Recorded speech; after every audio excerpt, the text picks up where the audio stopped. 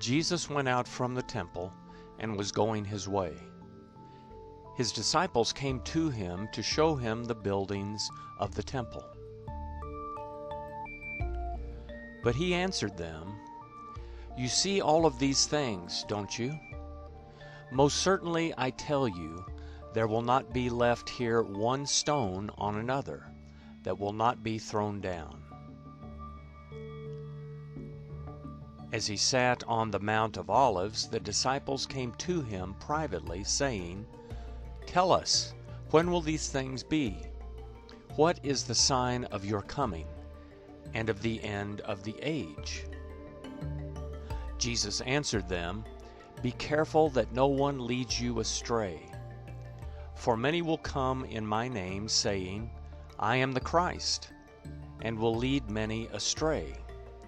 You will hear of wars and rumors of wars. See that you aren't troubled, for all this must happen. But the end is not yet. For nation will rise against nation, and kingdom against kingdom, and there will be famines, plagues, and earthquakes in various places. But all these things are the beginning of the birth pains. Then they will deliver you up to oppression, and will kill you. You will be hated by all of the nations for my name's sake. Then many will stumble, and will deliver up one another, and will hate one another. Many false prophets will arise, and will lead many astray. Because iniquity will be multiplied, the love of many will grow cold, but he who endures to the end, the same will be saved. This good news of the kingdom will be preached in the whole world for a testimony to all the nations, and then the end will come. When therefore you see the abomination of desolation, which was spoken of through Daniel the prophet, standing in the holy place, let the reader understand. Then let those who are in Judea flee to the mountains. Let him who is on the housetop not go down to take out things that are in his house.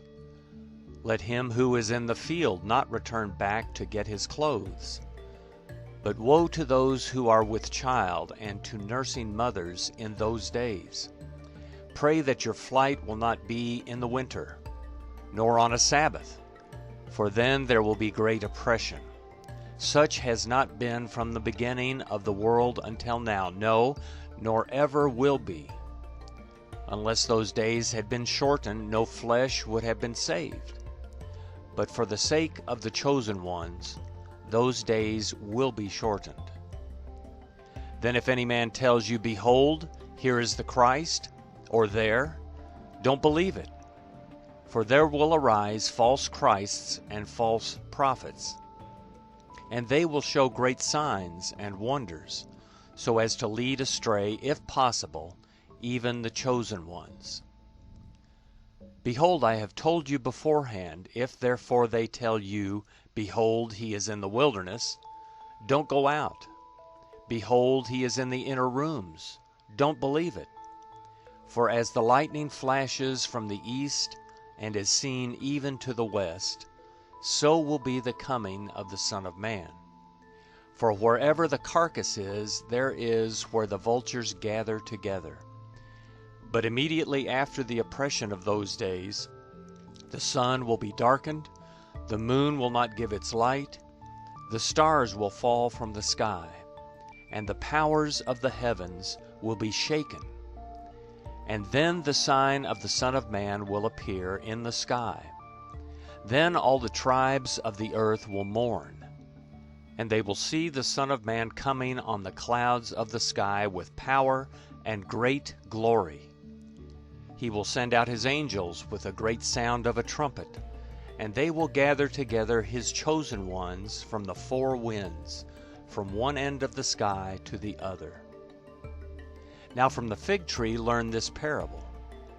When its branch has now become tender and produces its leaves, you know that the summer is near. Even so you also, when you see all these things, know that it is near, even at the doors. Most certainly I tell you, this generation will not pass away until all these things are accomplished. Heaven and earth will pass away, but my words will not pass away. But no one knows of that day and hour, not even the angels of heaven, but my Father only. As the days of Noah were, so will be the coming of the Son of Man.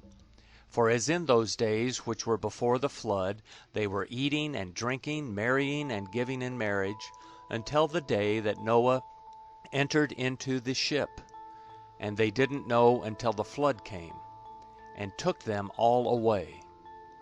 So will be the coming of the Son of Man. Then 2 men will be in the field, one will be taken and one be left. 2 women grinding at the mill, one will be taken and one will be left. Watch therefore, for you don't know in what hour your Lord comes.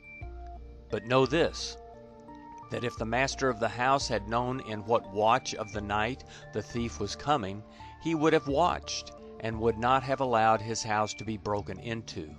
Therefore also be ready, for in an hour that you don't expect, the Son of Man will come. Who then is the faithful and wise servant whom his Lord has set over his household to give them their food in due season? Blessed is that servant whom his Lord finds doing so when he comes. Most certainly I tell you that he will set him over all that he has. But if that evil servant should say in his heart, my Lord is delaying his coming, and begins to beat his fellow servants, and eat and drink with the drunkards, the Lord of that servant will come in a day when he doesn't expect it, and in an hour when he doesn't know it, and will cut him in pieces, and appoint his portion with the hypocrites. There is where the weeping and grinding of teeth will be.